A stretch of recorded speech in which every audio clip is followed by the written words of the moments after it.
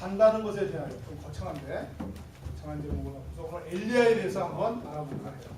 엘리야에 대해서 너무도 잘 아시죠? 엘리야. 어떻게 이렇게 이야기하면 좀 이상하지만 성경에 나오는 그 선지자들 중에 랭킹을 굳이 매기다 보면 모세를 당할 자가 없죠. 예수님은 열애하시고요. 모세 다음에 아마 엘리야 정도 될 거예요. 그 정도로. 왜냐하면 예수님이 그 돌아가시기 얼마 전에 변화산 사건으로 옷이 예수님의 형체가 그 아주 하얗게 변할 때에 그 나타나셔서 이야기하신 분들이 모세와 엘리야입니다. 그러니까 그 정도로 엘리야가 굉장한 선지자인데 오늘 그 엘리야에 대해서 짧은 시간 안에 한번 훑어보고자 해요. 오늘 읽은 본문은 그 엘리야의 전체 너무 긴 부분 중에 약간 일부만 뽑았으니까 그렇게 하시면서 잠깐 한번 훑어보면 엘리야는 갑자기 등장해요. 그 성경에 갑자기 등장하는데 어떤 때 등장하냐면 이분은 제가 그랬죠. 남쪽과 북쪽으로 나누어져 있을 때 북이스라엘에 나타나신 분이에요.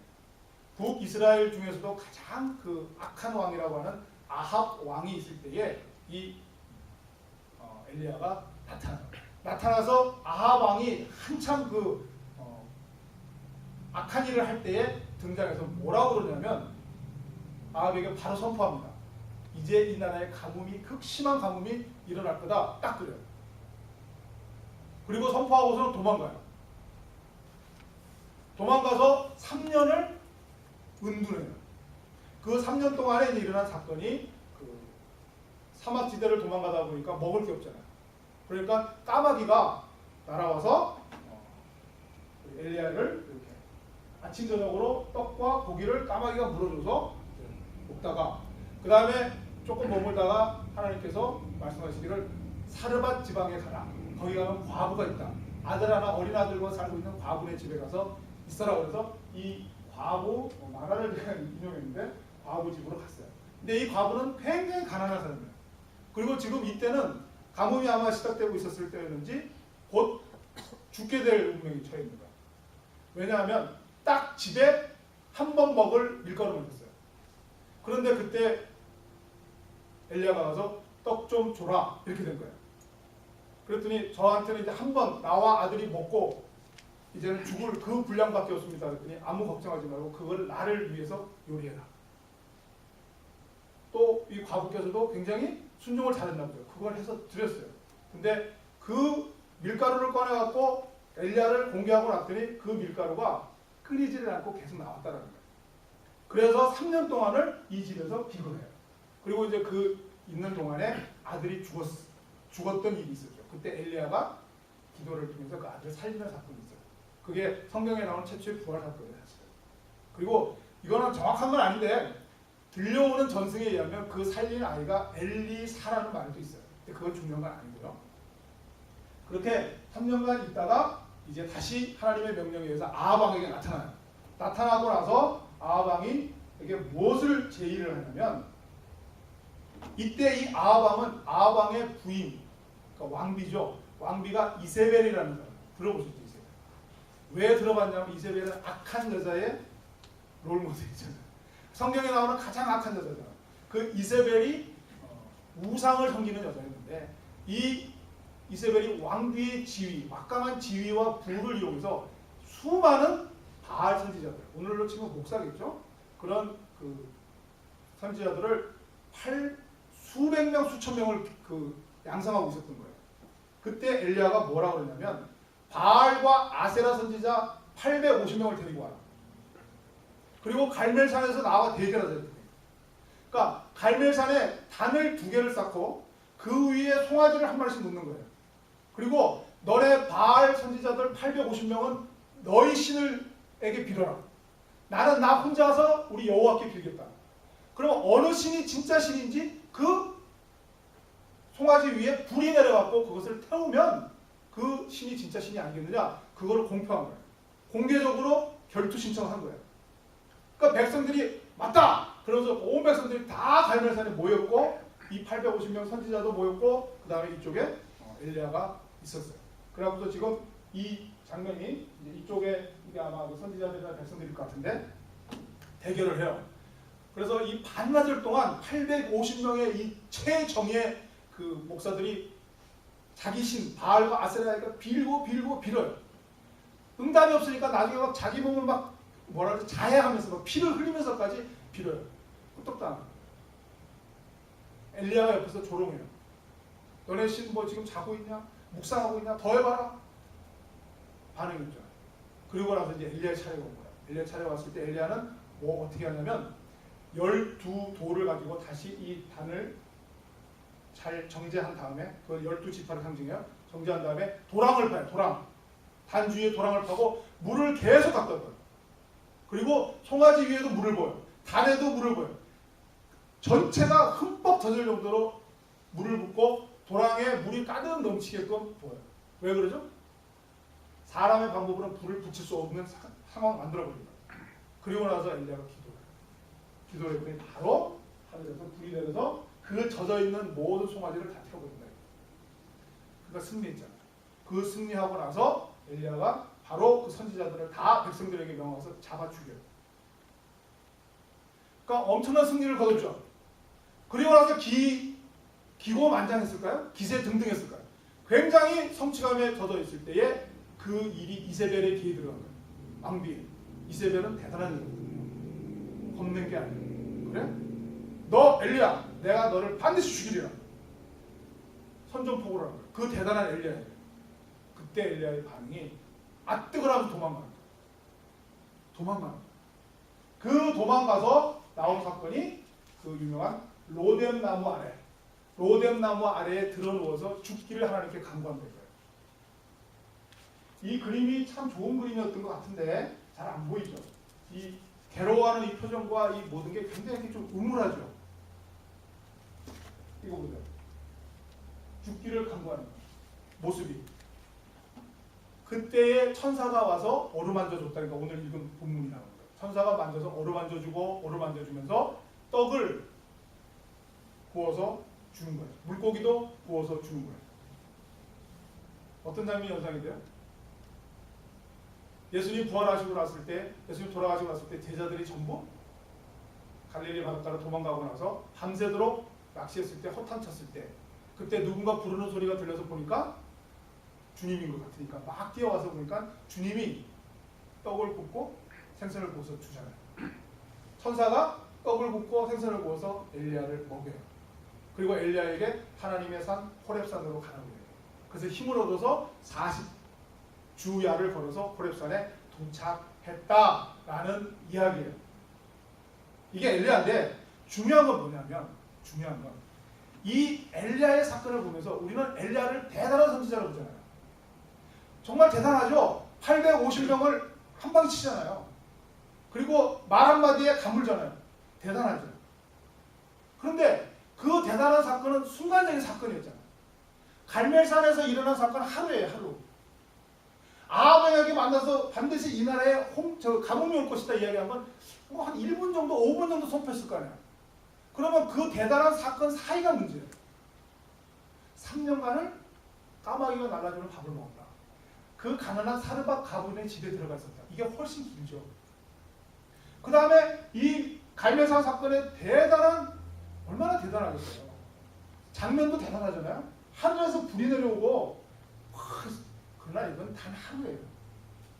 이 일이 끝나고 나서 수많은 시간, 성경에 나와 있기만 해도 40주야를 걸어서 호렙산까지 갔다는 거니까 더 많은 시간들은 어떻게 살았어요?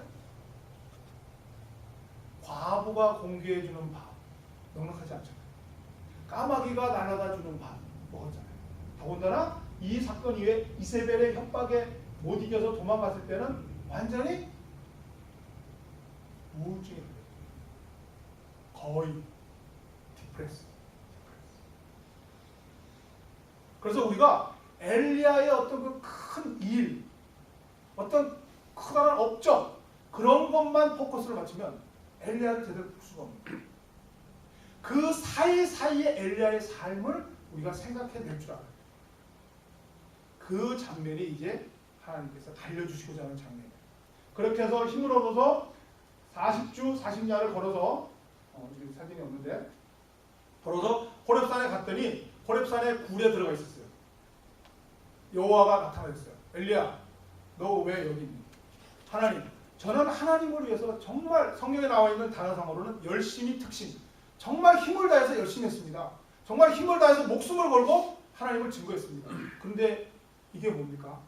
저는 이제 죽을 위기, 추적을 피해서 이제 겨우 이렇게 거렁뱅이처럼 조금씩 먹으면서 여기까지 와서 이제 이 산에 와 있습니다. 하나님이 앞으로 나와요. 그래갖고서 절벽에 딱 세우고, 그리고 나서 나오는 장면이 하나님께서 엄청난 바람을 불게 해요. 그 바람이 얼마나 센지 바위가 다 터져요. 바위가 다 갈라져요. 어마어마한 기적이 일어나는 거예요. 그러나 성경에 보면 거기에는 여호와가 없었더라. 두 번째, 하나님께서 지진을 일으켜요. 절벽 위에 엘리야가 있는데 그 앞에서 막 땅이 갈라지고 엄청난 지진을 일으키는데 와 그러는데 거기에도 하나님이 없었더라. 불이 일어나요.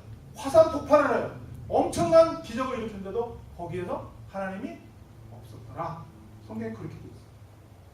그 모든 일이 다 지나가고 난 다음에 조용해집니다. 정말 조용하고 적막, 그 산속이니까 적막함 속에 아주 성경의 단어는 세미한 음성으로, 실 같은 음성으로 엘리야의 귀에 들린 거예요. 하나님의 음성. 엘리야야, 하나님, 저는 정말 열심히 했는데 이게 뭡니까? 이제 나는 이 일을 그 3년간의 가뭄 끝에 홍수를 일으키고 바알 선지자를 때려부시고 했기 때문에 아합이 돌이키고 이 나라가 이제 회복이 되고 하나님의 주권이 회복이 되는 줄 알았는데 아무 변화가 없습니다. 그럴 때 하나님께서 알려주시는 말씀이 있어요. 너는 가서 엘리사에게 기름을 붓고 예후에게 기름을 붓고 하사엘에게 기름 부어라. 너무 확장이 되니까 자세히 말씀 안 드리겠지만 그건 뭐냐면 자기가 생각하기에 지금 아무 일이 일어나지 않았는데 그 후에 일어날 일을 하나님께서 다 예비하신 거예요. 엘리야 때는 이루어지지 않아요. 엘리야가 죽어요. 죽고 난 다음에 그 후계자 엘리사가 일을 일으켜요. 그리고 지금 있는 아합 왕을 예후가 죽여요. 엘리야 때는 못 봐요. 그리고 그 이스라엘을 위해서 옆에 있는 시리아에 있는 왕을 이용해요. 그게 하사예요. 그런 식으로 그 후에 일어날 일을 전부 일일이 다 지시해요. 그리고 나서 엘리야에게 마지막으로 하는 말이 내가 나를 위해서 바알에게 절하지 않은 7,000명을 남겨놨다 이렇게. 왜냐하면 엘리야는 자기 혼자인 줄 알았거든요. 이스라엘 전체가 이제 전부 그 바알 선지자와 이세벨의 그 영향하에 우상만 섬기고 하나님을 섬기는 자는 이제 아무도 없고 자기 하나만 섬기는 줄 알았어요. 계속 저 하나만 남았습니다. 저 하나만 남았습니다. 이야기잖아요. 거기에도 하나님이 대답해 주시는 거예요. 7,000명을 남겨놨다. 그의 남은 자들은 렘넌트. 너가 알지 못하는 7,000명을 하나님께서 다 예비해 놓겠다 이야기하십니다. 자, 이 하나님께서 가르쳐 주시는 게 뭐죠? 처음에 큰 태풍이 허리케인이 불어와요. 얼마나 센지 바위가 부서져요. 내가 평생 보지 못한 엄청난 사건들이 일어나요. 막 지진이 일어나요. 화산이 폭발해요. 거기에 하나님이 아니 계시더란 말이에요. 언제 하나님 계시다고요? 속에 아무 일이 벌어지지 않는 그때에 하나님께서 세밀한 음성으로 엘리야의 귀에 들려주시고 그 하시는 말씀은 엘리야가 의심했던 부분, 엘리야가 믿지 못했던 부분, 엘리야가 알지 못했던 부분까지 하나님께서 이미 다 예비하시고 지금도 역사하시고 계시다는 것을 엘리야에게 알려줍니다. 이 엘리야의 스토리를 통해서 우리가 어떻게 배워야 될까? 우리의 삶에 적용을 해봐야겠어요. 우리의 삶도 마찬가지예요. 한번 잘 생각을 한번 해보시면 우리의 삶도 결국 모든 것이 사건과 사건의 연속이에요. 이벤트와 이벤트의 연속이에요. 출생. 얼마 전에 제 조카 손녀가 되나요? 100일 잔치에 갔다 왔어요. 100일 하죠. 이제 좀 있으면 또 한도라면 돌잔치 할 거 아니에요. 그럼 좀 있으면 아이들 학교 입학할 거 아니에요. 거기다가 중고등학교 거쳐서 이제 대학교 입학이라는 게 있어요. 엄청난 큰 행사가 있어요. 대학교 그 큰 일을 치르고 난 다음에 또 뭐예요? 졸업해야죠. 졸업하면 취업해야 되죠. 취업하면 다 끝나나요? 그 다음에 또 무슨 이벤트가 있어요? 결혼해야죠. 결혼하면 이제 우리 소희하고 창현이 결혼하면 다 되나요? 좀 있으면 또 우리 속을 새길 일이 있잖아요. 애를 낳잖아요. 애를. 그것도 얼마나 불안해. 출산하죠. 그렇게 키우다 보면 회갑잔치 하는 거예요. 회갑잔치 하다 보면 저희 어머니처럼 연로하시면 요양원 가시는 거예요. 그리고 결국 돌아가시는 거예요. 우리의 삶도 늘 이렇게 이벤트의 연속이에요. 근데 여러분 한번 우리의 삶을 잘 생각해보세요. 그 이벤트와 그 어떤 사건 그것 위주로 살았던 거 아니에요? 혹시? 끊임이 없잖아요. 끊임이. 제가 들은 말인데 어떤 분이 이 미국에서 정말 열심히 일을 하시면서 아들 둘이 있었는데 두 형제를 정말 훌륭하게 잘 키웠어요. 그 두 명을 다 아이비리그를 보냈어요.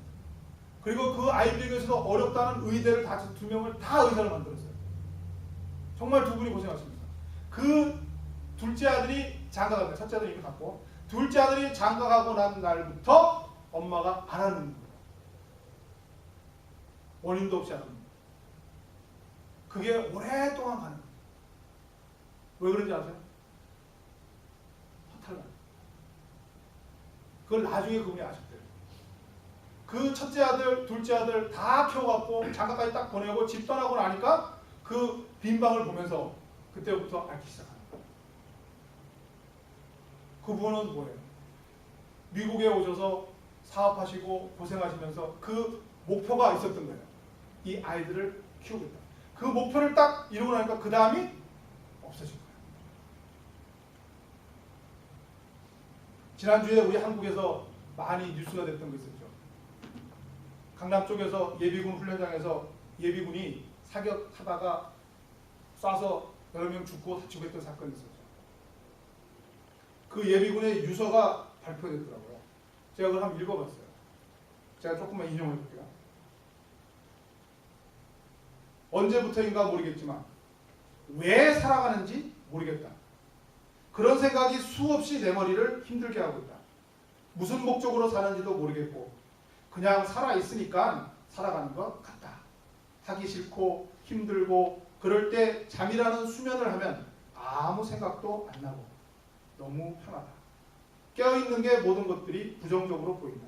내 자아감, 자존감, 나의 외적인 것들, 내적인 것들 모두 싫고 낮은 느낌이 밀려오고 그렇게 생각한다. 죽고 싶다. 영원히 잠들고 싶다.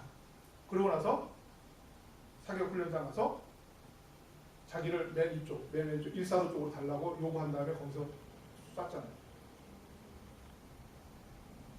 그 명문대 졸업시키고 의사 만들고 나서 알아누운 어머니나 이 예비군의 유서를 보면 뭐가 문제예요? 사건들이 있었던 거예요. 어떤 목표가 있는 거예요. 미국에 왔다. 사업 시작했다. 이쪽 사업을 한다. 아이들을 키운다. 명문대를 보낸다. 졸업시키고 또 명문 의대를 보낸다. 의사를 만든다. 결혼시킨다. 그런 이벤트가 있습니다. 엘리야처럼 엘리야가 선포하고 갈멜산 전투하고 했던 거 있었던 거예요. 그 사이가 이 예비군도 예비군 훈련장에서 했잖아요. 그때까지 분명히 태어나서 학교 졸업하고 군대까지 갔다 오는 거 아니에요. 군대 갔다 왔으니까 예비군 받는 거 아니에요. 그런 우리가 밟아오는 모든 그 사건들, 이벤트는 다 했는데 그 사이가 없다는 얘기죠. 고백하는 거예요. 아무것도 없다는 거예요. 왜 살고 있는지를 모르겠다는 거예요. 그 사이가 없다. 하나님께서 엘리야에게 그렇게 큰 일을 시키면서 엘리야가 어마어마한 업적을 시키시면서 이런 과정을 밟아서 마지막에 호렙산에서 절벽 위에 세워놓고 어떻게 보면 하나님께서 쇼하신 거잖아요. 하나님께서 지진을 일으키신 거잖아요. 하나님께서 화산을 일으키시고 하나님께서 바람으로 모든 것을 부신 거잖아요. 하나님이 하시고 난 다음에 하나님이 없는 거예요. 이게 무슨 뜻이에요? 하나님이 알려주신 거예요. 사이가 중요해요. 큰 일과 일 사이가 중요해요. 소위 금요일날 결혼을 하겠죠. 준비 많이 했어요. 그러나 준비 아무리 길어도 1년, 2년이에요. 가서 결혼식 아마 1시간이 끝날 겁니다. 피로연까지 반나절이 끝나겠죠. 중요한 건 뭐예요? 그 다음에 30년 살고 40년 사는 게 중요해요. 결혼식 30분, 결혼식 하루 하는 게 중요한 게 아니고 그 다음이 중요해요. 하나님께서 우리에게 특히 엘리야를 통해서 알려주시는 것은 그 이야기예요. 우리가 하고자 하는 어떤 그 목표를 향해서 우리가 해야 될 어떤 이벤트, 해야 될 일이라고 생각을 하죠. 물론 해야 됩니다. 해야 될 일을 생각하고 그걸 목표로 해서 계속 달리면 그 사이사이가 비어져 버려요. 오늘날 이 사회는 특별히 이 이벤트로 끌어들이는 사회예요. 가만히 있는 것, 침묵하는 것, 그 사이를 못 견디게 만들어요. 그러면 꼭 우리가 바보가 된 듯한 느낌이 듭니다. 하나님께서 엘리야를 통해서 알려주신 것은 그 세미한 음성, 그 세미한 음성에, 그리고 그 사막길을 걸어갈 때 까마귀를 통해서 주시는 것, 그리고 그 3년 동안 은둔 생활할 때 사르밧 과부를 통해서 주시는 것, 그리고 과부의 비어있는 그 항아리에 밀가루를 계속 나오게 하는 것, 뭐죠? 3년 동안 하나님이 함께 하시는 거예요. 그걸 몰랐던 거예요. 그런 작은 것들은 내가 큰 일을 하는 데 있어서 별로 하찮은 것들이에요. 그러나 하나님께서 중요시하게 여기는 건 뭐예요? 그 작은 것. 그 그릇에서 끊이지 않고 밀가루 나오게 하는 것, 까마귀를 시켜서 고기와 떡을 물어주는 것. 그 이세벨의 협박에 의해서 도망갈 때 그 디프레션, 그 우울증에 걸려있고 그 할 때도 천사가 나타나서 어루만져주고 떡을 구워주는 것. 예수님께서 그 시리에 빠져있는 제자들 밤새도록 허탕치고 아무것도 못 잡고 지쳐있는 그들에게 예수님이 부르셔서 그들에게 떡을 먹여주시고 고기를 구워주시는 것. 5,000명 정도 하고 3,000명 정도 하는 것. 그것이 아니라 그 배고플 때 하나님께서 따뜻한 밥 한 끼 주시는 것. 그것이 중요하다고. 우리가 이것을 놓치면 우리의 평소의 삶 속에 신앙이 없어져요. 신앙 자체가 이벤트 위주가 된다고요. 교회 나올 때만, 기도할 때만, 성경 공부. 여러분, 일주일에 한 번 예배 2시간입니다. 길어야 교제까지. 성경 일주일 공부 얼마나 보시는지 모르지만 그것도 아마 1시간, 2시간 넘지 못할 거예요. 많이 보시는 분도. 기도 얼마나 하시는지. 그 외에 거의 10분의 9, 20분의 19 정도는 그 외의 시간. 하나님께서는 그것이 중요하다. 그때가 중요하다는 거예요.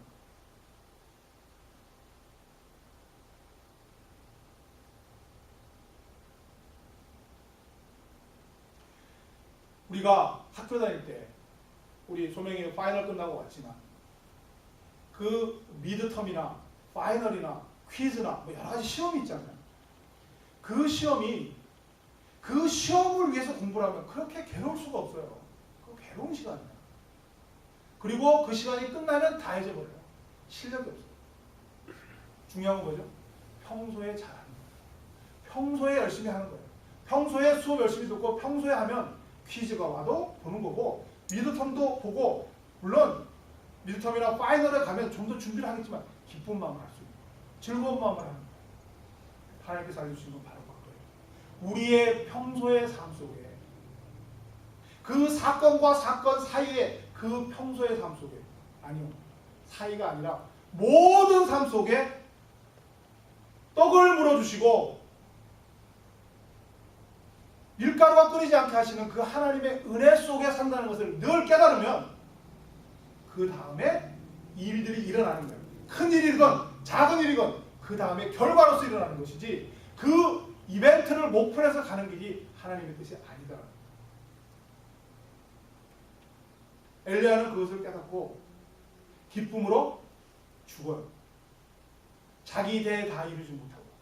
그래서 엘리야는 성경에 나와 있는 딱 2명, 시체를 남기지 않고 죽은 사람 딱 2명 중에 1명이죠. 에녹과 엘리야. 엘리야가 갑자기 회리바람을 타고 불병거를 타고 올라간다고 얘기 나오는데 아무튼 그거 멋있게 올라가죠. 그러나 엘리야는 완성하지 못해요. 엘리사 때 완성이 돼요. 이것도 굉장히 의미하는 바가 크죠. 그 모든 일은 하나님이 하시는 거예요. 중요한 건 그 평소에 모든 과정에 있어서 하나님을 느끼고 하나님을 생각하며 하나님과 동행하면서 살아가는 사람, 그 사람에게 하나님께서 때로는 갈멜산의 큰 일도 맡기시고 때로는 사막을 걷기도 하시고 때로는 가난한 과부에게 빌어먹기도 하고 또 때로는 죽은 자를 살리기도 하고 크고 작은 일의 연속 속에 중요한 건 뭐예요? 하나님이 늘 함께 하신다. 엘리야는 그걸 놓쳤던 큰 일에만 하나님이 함께 하시고 어떤 이벤트에만 하나님이 함께 하시고 아니야. 오히려 그것만을 목표로 해서 사역을 했었을 거예요. 내가 이번에 갈멜산 전투를 준비하고 내가 이번에 가뭄을 예언하는 준비를 하고 그게 아니라 평소의 삶 자체가 늘 하나님과 함께 할 때에 거기에 따른 결과로 갈멜산에 큰 일도 일어나고 작은 일도 일어날 수 있다는 거예요. 작은 일에도 하나님께서 밀가루를 계속 나오게 하시고 기름을 계속 쏟아나게 하시고 큰 일에서는 또 하늘에서 불도 내리시고 그러한 삶을 하나님께서는 원하시다.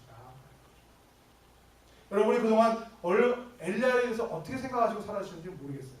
그러나 오늘 제 말씀 들으시고 저는 부족하죠. 그러나 제가 본 그 각도상으로 한번 엘리야를 묵상해 주시기 바랍니다. 왜 하나님이 하리케인과 화산과 지진 속에 나타나지 아니하고 세미한 음성 속에 나타나십니까? 여러분의 삶 속에 평소의 삶 속에 하나님의 음성을 듣기를 원하십니다. 평소에 하나님과 함께하는 삶을 원하십니다.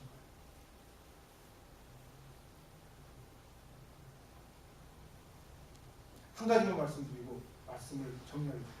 그러면 어떻게 평소에 늘 하나님을 생각합니까? 나를 사랑하사 나를 위하여 자기를 버리신 하나님의 아들을 믿는 믿음이다. 그것만 한번 생각해 보세요.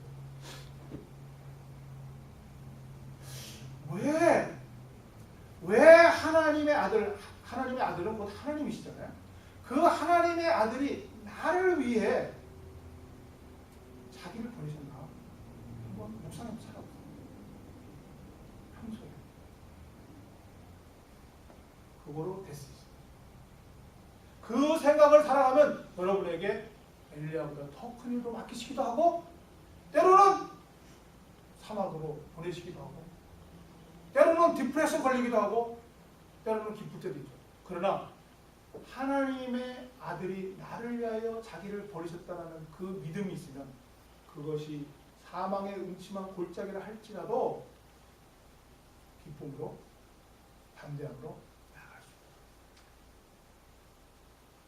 한번 여러분의 삶을 잘 생각해 보시면서 여러분의 그 사이사이 그 사건과 사건의 간극 속에 하나님을 많이 만나는 하나님을 꽉 채우는 그런 삶을 살아가시기를 간절히 부탁드립니다. 성경을 보면 그 절과 절이 있어요. 그 절만 보면 안 돼요. 절과 절 사이에 무슨 말씀이 있나? 이 구절과 구절 사이에 하나님께서 무엇으로 우리에게 메시지를 주시는가? 그것을 늘 살피듯이 여러분의 사건과 사건 사이에 여러분의 삶의 여정 속에 하나님이 여러분 무엇으로 여러분을 지금 만나고 계시는가? 여러분을 위해 죽으셨다는 그 은혜를 생각하시면서 여러분의 모든 삶을 채우시는 여러분이 되기를 예수 그리스도 이름으로 간절히 축복합니다. 함께 기도하겠습니다. 하나님 아버지, 하나님의 은혜 속에 살아가는 저희 깨닫게 하여 주시옵소서. 우리가 필요할 때, 다급할 때, 그때만 하나님을 찾고 그것이 해결되면 우리의 배고픔이, 우리의 아픔이, 우리의 다급함이 해결되면 또 다시 세상 속에 파묻혀 살아가는 저희들임을 이 시간 깨닫게 하시옵소서. 엘리야와 같이 어떤 큰 일 속에만 하나님이 계시는 줄 착각하며 잘못 생각하며 살아가는 저희일 줄 이 시간 깨닫게 하심을 감사합니다. 이제 하나님께서 엘리야에게 나타나셔서 가르쳐 주신 것과 같이 저희들도 그 깨달음 받아 항상 늘 하나님께서 우리를 지켜보시고 눈동자같이 보호하시고 깨달아 그 주님과 함께 동행하며 살아가는 저희들 되게 하여 주시옵소서. 포도나무 되신 주님에게서 절대 떨어지지 않는 가지가 되게 하여 주시옵소서. 예수님 이름으로 기도드리옵나이다.